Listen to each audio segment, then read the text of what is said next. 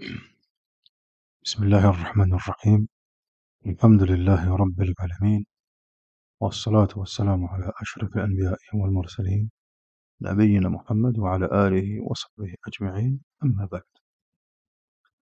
Et comme vous le savez, barakallahu fikum, on va commencer une nouvelle série de lectures basée sur la lecture du livre Fiqh as-Sunnah pour les femmes. Fiqh as-Sunnah lin-Nisa. Donc le livre il traite exclusivement des sujets qui concernent les femmes, barakallahu fikum, mais bien entendu, les lectures et les assises sont ouvertes à tous et à toutes. أولاً barakallahu fikum. Ici on va voir Inch'Allah tabaraka wa ta'ala, c'est une simple introduction dans laquelle on va voir plusieurs points. Donc déjà l'importance du sujet. On va également voir aussi qu'est-ce qu'il en est concernant l'auteur, le titre du livre, pourquoi avoir choisi ce livre et pas un autre, la méthodologie utilisée dans le livre et quelle va être la nôtre aussi également, quels sont les objectifs que nous nous sommes fixés, le but qu'on aimerait atteindre, Allah barak fikum, et enfin le déroulement de cette lecture, ou bien de ces lectures. Donc c'est ce qu'on va essayer de voir ici ensemble rapidement, Inch'Allah tabaraka wa ta'ala, en introduction, avant de commencer la lecture bi'idhnillahi azza wa jal, du livre, Inch'Allah tabaraka wa ta'ala. Comme ça, lors de notre prochaine lecture, ensemble, ou bien lors de notre prochaine assise, on pourra directement rentrer dans le vif du sujet, si je puis dire, Inch'Allah tabaraka wa ta'ala. Vous savez très bien, barakallahu fikum, comme l'a dit le prophète Mohammed sallallahu alayhi wa sallam, Man yuridullahu bihi khayran yufaqihu fid din. Celui à qui Allah veut du bien, il lui enseigne sa religion, il lui donne la compréhension de la religion. Et apprendre la religion est une obligation religieuse, comme l'a dit le prophète Mohammed sallallahu alayhi wa sallam, dans le hadith Anas ibn Malik, talab al-ilm fariidatun ala kulli muslim. L'étude de la science est une obligation pour chaque musulman. Et ici, chaque musulman, dans le terme en arabe, il est indéfini, c'est-à-dire cela englobe aussi bien les hommes comme les femmes. Et vous n'êtes pas sans savoir, barakallahu fiikum, que oui, de façon générale, la charia nous impose des règles, tayyib, et des adorations qui sont aussi bien valables pour les hommes comme pour les femmes. Mais il y a certains sujets ou certains points qui sont spécifiques aux femmes. Et on se doit, barakallahu fiikum, de les apprendre, de les connaître, afin de pouvoir les enseigner et afin de pouvoir aussi également adorer Allah comme il se doit. Car, barakallahu fiikum, le but de la science, c'est de pouvoir adorer Allah Azza wa Jal avec clairvoyance. Tamam. C'est que notre crainte d'Allah tabaraka wa ta'ala augmente, notre khashya elle augmente, et aussi également de pouvoir adorer Allah tabaraka wa ta'ala comme il se doit, comme il l'attend de nous, subhanahu wa ta'ala, comme il nous l'a demandé, subhanahu wa ta'ala. Barakallahu fiikum. Donc des livres dans le fiqh, ils sont très nombreux. Et pourquoi le fiqh? Pour la simple bonne raison, barakallahu fiikum, qu'on a besoin de connaître et de savoir ce que nous avons besoin dans notre quotidien, comme l'a dit l'imam Malik rahimahullah ta'ala. Dans notre quotidien, ce que nous faisons de façon journalière, à savoir comment prier, à savoir comment se purifier, à savoir comment jeûner, etc., à savoir comment se marier, à savoir comment divorcer, à savoir comment commercer, tous ces éléments et toutes ces choses. Et oui, na'am, il y a certains de ces points qui sont spécifiques à la femme musulmane, et aussi bien elle se doit de les apprendre, ou comme également aussi les hommes se doivent de les connaître pour pouvoir enseigner à leurs femmes, à leurs filles, à leur tour, etc.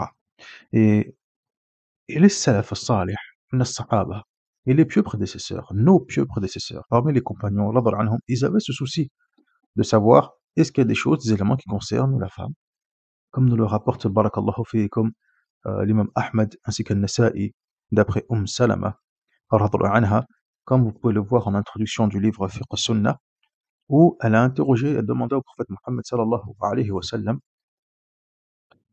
pourquoi ne sommes-nous pas mentionnés dans le Coran au même titre que les hommes? Et là, Allah tabaraka wa ta'ala a alors révélé le verset Inna al-muslimina wal-muslimat wal-mu'minina wal-mu'minat wal-qanitina wal-qanitat wal-sadiqina wal-sadiqat والصابرين والصابرات والخاشعين والخاشعات والمتصدقين والمتصدقات والصائمين والصائمات والحافظين فروجهم والحافظات والذاكرين الله كثيرا والذاكرات أعد الله لهم مغفرة وأجرا عظيما. في سورة الأحزاب, les coalisés, verset 35. Donc, la traduction relative et rapprochée du sens donnerait les muslimoun ainsi que les muslimates, les croyants et les croyantes, obéissants et obéissantes, loyaux et loyales, endurants et endurantes, craignants et craignantes, donneurs et donneuses d'aumône, jeûnants et jeûnantes, gardiens de leur chasteté et gardiennes, invocateurs d'Allah et invocatrices. Allah a préparé pour eux un pardon et une énorme récompense. Subhanallah. Des livres qui ont été écrits et qui traitent, barakallahu fikum, des règles religieuses spécifiques aux femmes, il y en a plusieurs. Parmi les anciens, et parmi les premiers livres qui ont été écrits, un livre s'appelle Ahkam Kam al-Nisa. Ahkam Kam al-Nisa. Les règles concernant les femmes. Et c'est un livre qui a été écrit par l'imam al-Hafid, l'imam Alauddin ibn al-Attar al-Shafi'i, rahimahullah ta'ala. L'élève de l'imam al-Nawawi, rahimahullah.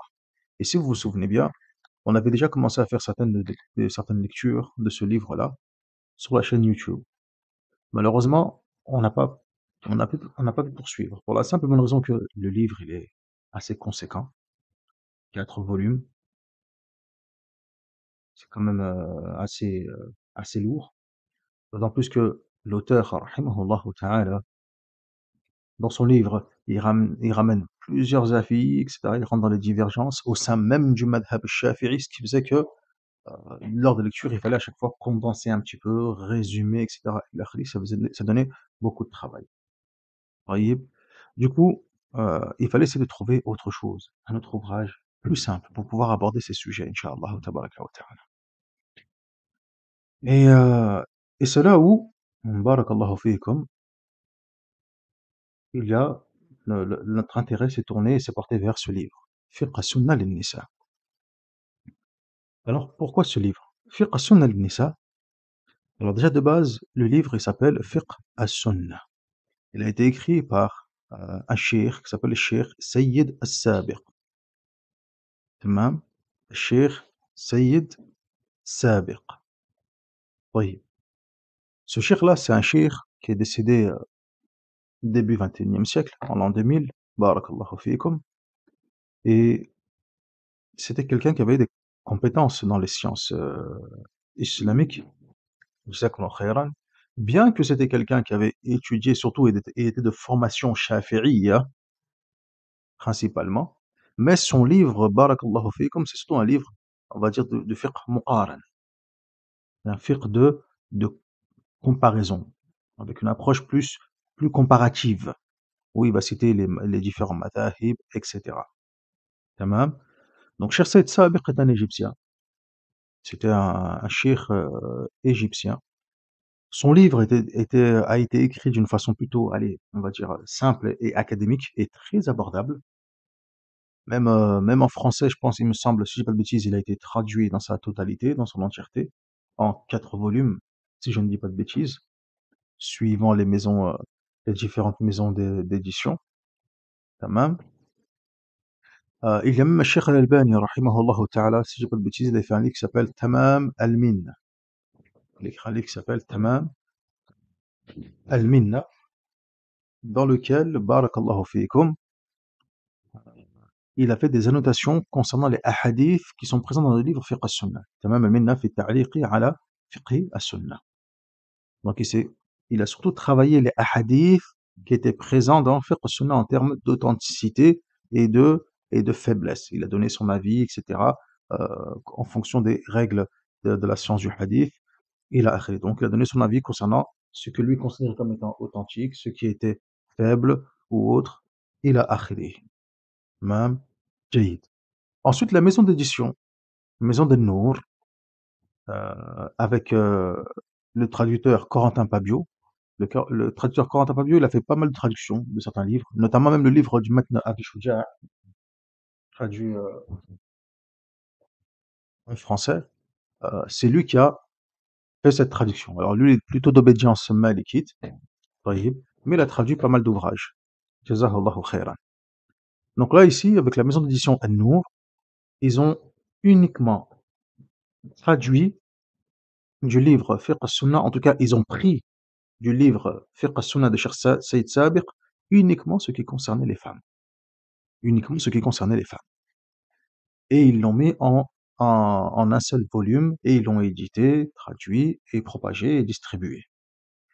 Donc l'auteur lui-même, Cheikh Saïd Sabiq, n'a pas écrit un livre en soi qui s'appelle Fiqh al-Sunnah al-Nisa, qui porte ce nom et qui porte ce titre. Non. Lui, il a écrit un livre qui s'appelle Fiqh al-Sunnah, où il y avait tout dedans, si je puis dire. Seulement, la maison d'édition a uniquement retiré uniquement ce qui était pour les femmes. C'est la raison pour laquelle ils ont gardé le même titre que l'auteur, Fiqh al-Sunnah, mais ils ont précisé que ça concerne uniquement les femmes. Fiqh al-Sunnah lin-Nisa. Oui. Un livre traduit en français, un livre qui est très important, et on sait très bien que, barakallahu fi, comme ce genre de sujets, ce sont des sujets qui sont importants pour les femmes. Donc, c'est un livre qui peut facilement se retrouver dans différents foyers, et dans plusieurs foyers. Un livre, barakallahu fikum, qui a été traduit et qui est plutôt simple, où l'auteur, rahimahullah ta'ala, mentionne les différents avis, que ce soit des quatre madhahib, des quatre écoles, ou c'est également les avis des anciens parmi les a'imma, parmi les salafs, etc. Il ramène les preuves, et tout, etc. Il ramène des éléments, il argumente. Donc le livre en soi, il est plutôt bien écrit, bien structuré, bien organisé. Tayyib, alhamdulillah, plutôt simple à lire. Walhamdulillahi Rabbil Alamin. Tamam. Et donc, par conséquent, sachant que ce livre-là peut se retrouver dans plusieurs foyers, tamam, alors, on a pensé qu'il aurait pu être intéressant et opportun, justement, de pouvoir lire ce livre et y apporter, on va dire, une touche shafi'iyya. C'est-à-dire lire le livre tel qu'il est. Le travail, il est déjà présent devant nous. Ça permet aussi également d'avoir un support, contrairement au livre Ahkam al-Nisa de l'imam Ibn al-Attar, rahimahullah ta'ala. Malheureusement, il n'y a pas de support en français. Là, ici, ça permet le lecteur d'avoir un support en français qui peut suivre en même temps que les différentes lectures et les assises, et au fur et à mesure, tamam, nous accompagner, incha'Allah, tabaraka wa ta'ala. Donc là, je me suis dit, ça aurait pu être intéressant d'avoir ce livre et d'y apporter une touche shafi'iyya, en mettant en lumière, barakallahu fikum, tamam, et en mettant l'accent sur le madhab al-shafi'i. Donc voilà pourquoi nous avons choisi ce livre. Ensuite, donc on a vu ici donc la méthode de l'auteur, rahimahullah ta'ala, à travers son ouvrage, hein, comme on a dit, donc il ramène les différents avis, etc. Lui ensuite, il juge selon son point de vue, à lui, donc il mentionne ce qui est l'avis le plus juste et le plus cohérent pour lui, tayyib. Et nous, bien évidemment, à chaque fois, bah, on mettra ça en lumière en fonction du madhab al-shafi'i, incha'Allah, tabaraka wa ta'ala. Tamam. Jay. Ensuite, et Inch'Allah, tabaraka wa ta'ala, le but dans tout ça, bi'idhnillah azza wa jal, quels sont les objectifs qu'on veut essayer d'atteindre, Inch'Allah, tabaraka wa ta'ala, ensemble? Eh bien, ce qui serait intéressant, ce serait, barakallahu fikum, d'avoir entre les mains, si je puis dire, allez, vraiment, euh, ce serait quelque peu prétentieux de dire cela, mais vraiment quelque chose, une sorte de glossaire, voilà. Pour pas dire une encyclopédie, mais une sorte de petit glossaire, dans lequel, barakallahu fikum, donc, voilà, on va trouver les avis des imams, de différents imams, de différents madhahib, etc. On va mettre l'accent sur le fiqh al-shafi'i. Ainsi, lorsque j'ai une situation donnée, une problématique, etc., je peux essayer d'avoir recours à ce livre-là comme support pour essayer de voir si c'est pas un sujet que j'ai déjà abordé, si c'est pas un sujet qu'on a déjà vu, s'il n'y a pas, barakallahu fikum, hein, il n'est pas mentionné quelque part la mas'ala, car encore une fois, ce qui est intéressant, c'est que ce livre-là, donc, il a ramené, il apporte les preuves, il apporte des arguments, etc. Nous, justement, on va essayer de voir aussi que, parfois, donc pas tout le temps, mais parfois, on va essayer de voir justement ces arguments-là et voir qu'est-ce que disent les Chafi'is hein, concernant ces arguments. À quoi, comment répondent-ils à cela? تمام؟ هذا هو. Donc la lecture ici, ça va pas être, barakallahu fikum, une lecture comme on fait d'habitude, notamment comme Safinat al-Najah, Al-Muqaddimat al-Hadramiyya, où là on est vraiment dans une lecture approfondie, on regarde les masaïl, etc., que ce soit les fuqaha, on décortique, etc. Ensuite, qu'il faut apprendre. À la fin, on a un imtihan, on a un examen, etc. ila akhiri. Là, ici, barakallahu fikum, ce qu'on veut, c'est surtout avoir, comme on a dit tout à l'heure, une sorte de glossaire avec les différents avis. Ce qu'on veut, c'est surtout comprendre le kitab. Et surtout le comprendre. Pour que ce livre-là puisse m'être utile au quotidien.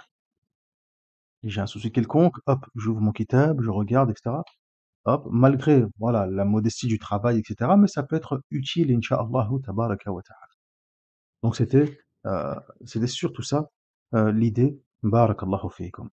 Et pour ce faire, incha'Allah, tabaraka wa ta'ala, euh, on sait très bien que, bon, sans doute, dans ces assises, étant donné que c'est un sujet pour les femmes, euh, voilà, bon nombre de femmes seront sans doute intéressées de savoir ce qu'il en est, car on va aborder des sujets qui les traitent elles principalement. Barakallahu fiikum. Voilà, dans la prière, comment je dois prier, si mes pieds sont découverts, qu'est-ce que je fais, qu'est-ce qui se passe, qu'est-ce qu'il en est. J'ai fait mes ablutions, j'ai changé la couche de mon nourrisson. Qu'est-ce qu'il en est, barakallahu fiikum. Je prie, mon nourrisson il pleure, je veux le porter. Est-ce que c'est bon, est-ce que c'est pas bon, etc.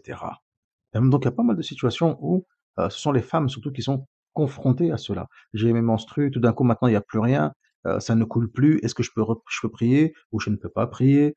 Qu'est-ce qu'il en est à ce niveau-là? Jazakumullahu khairan.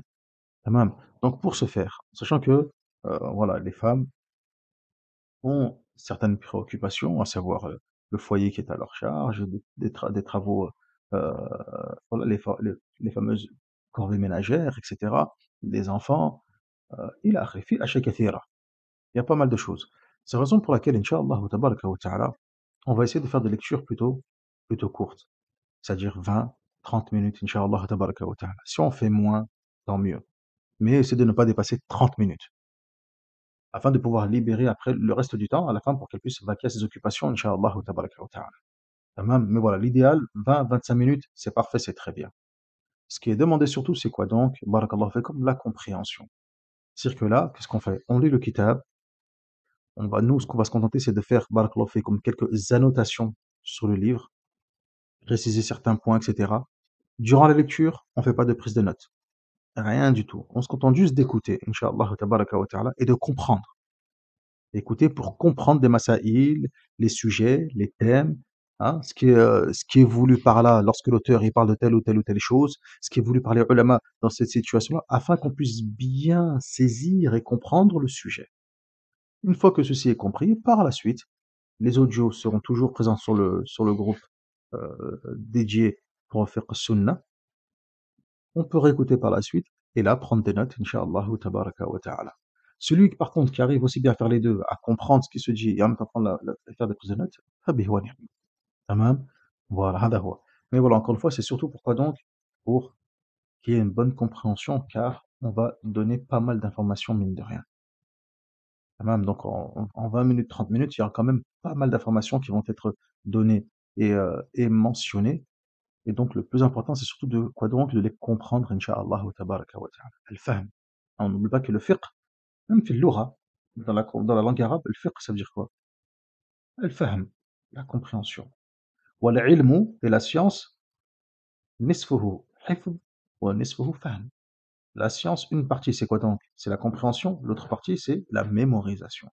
Donc, la personne qui a déjà compris a déjà, barakallahu fiikum, saisi la moitié du savoir, la moitié du ilm. Tamam. Barakallahu fiikum, wa jazakumullahu khairan.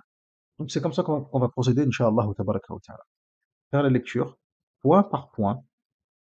Chaque point sera développé en fonction de ce que dit le fuqaha al-shafi'iyya sur les avis du madhab, ila akhirih.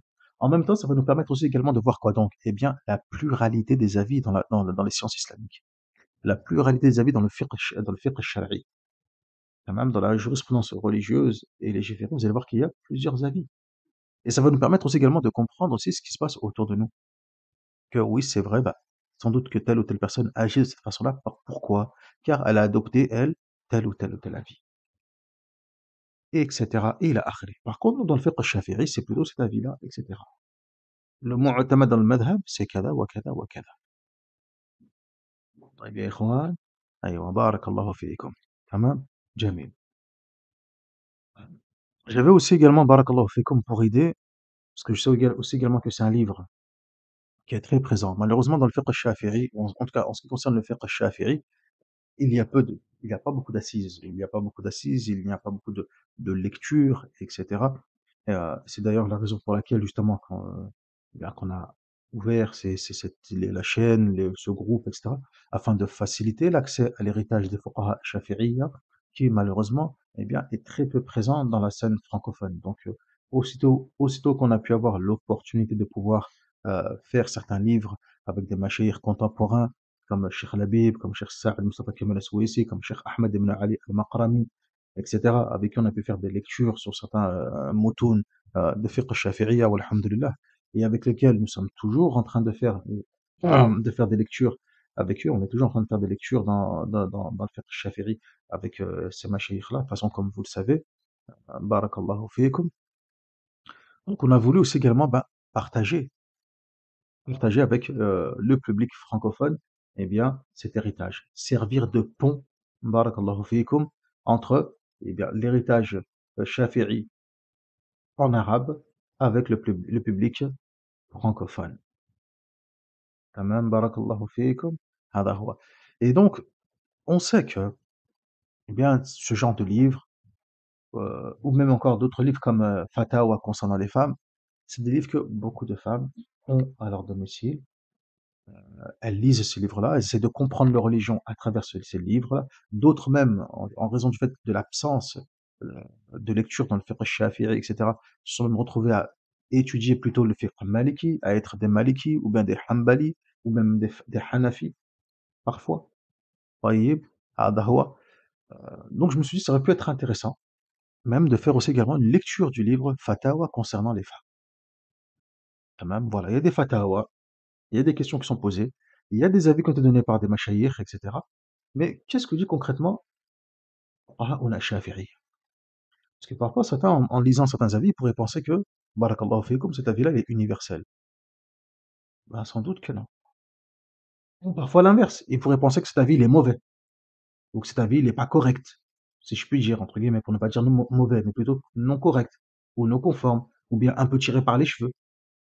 Et ça se trouve, il s'avère que si, c'est un avis qui est retenu par les ulama, et c'est peut-être même l'avis même du madhab shafi'i, par exemple. هذا هو بارك الله فيكم. Donc je sais pas, si on aura le temps de le faire par la suite, si ça n'est pas trop lourd, etc., on verra bien بإذن عز وجل. هذا هو بارك الله فيكم. نكتفي بهذا. Donc c'est ce que je voulais faire ici en introduction. جزاكم الله خيرا وبارك فيكم. Vous avez maintenant, allez, si je puis dire, la feuille de route, hein, du procédé, de comment on va procéder, Inch'Allah, tabaraka wa ta'ala, durant ces différentes lectures. Alhamdulillah. Et on demande à Allah, tabaraka wa ta'ala, que ces lectures, ces assises, soient profitables à tous et à toutes. Amin ya Rabbil Alamin. Walhamdulillahi Rabbil Alamin. Wa sallallahu ala nabina Muhammad wa ala alihi wa sahbihi ajma'in. سبحانك اللهم وبحمدك أشهد أن لا إله إلا أنت أستغفرك وأتوب إليك ونسأل الله الكريم رب العرش العظيم أن يرزقنا وإياكم العلم النافع والعمل الصالح والدعوة إليه والصبر على الأذى فيه والحمد لله رب العالمين.